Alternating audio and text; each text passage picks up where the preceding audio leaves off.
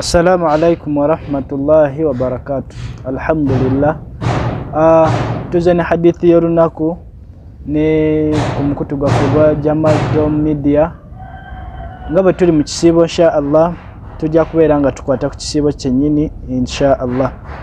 Hadithi evako Abu Huraira an Abi Huraira radiyallahu ta'ala anhu qala Rasulullah sallallahu alayhi wa sallam Rubbu sa'im laysa lahu min siyamihi illa ju'i wa rubbu qa'im laysa lahu min qiyamin illa as-sahar.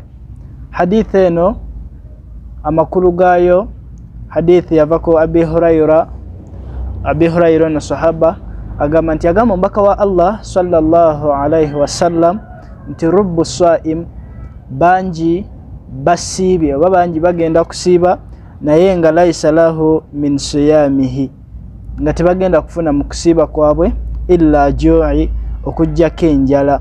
Wa rubbu qa'im era banji bagenda kuyimirira ekiro wabanji bayimirira ekiro oba bayimirira mu Ramadhan eno naye laysa lahu min qiyamihi nga tebalina kibagenda kufuna mu kuyimirira kwabwe illa sahar okujjako okusuba otulo twabwe.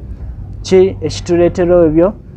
Enneeyisa gye tweyisaamu n'embeera gye tulina okubeera nga tweyisaamu Ramadhan ne shahada yaffe biidhinillah tubitereeze tubeere nga tufuna mu kusiiba kwaffe. Subhanaka Allahumma bihamdik ashhadu an la ilaha illa anta nastaghfiruka wa atubu ilaik. Assalamu alaikum wa rahmatullahi wa barakatuh.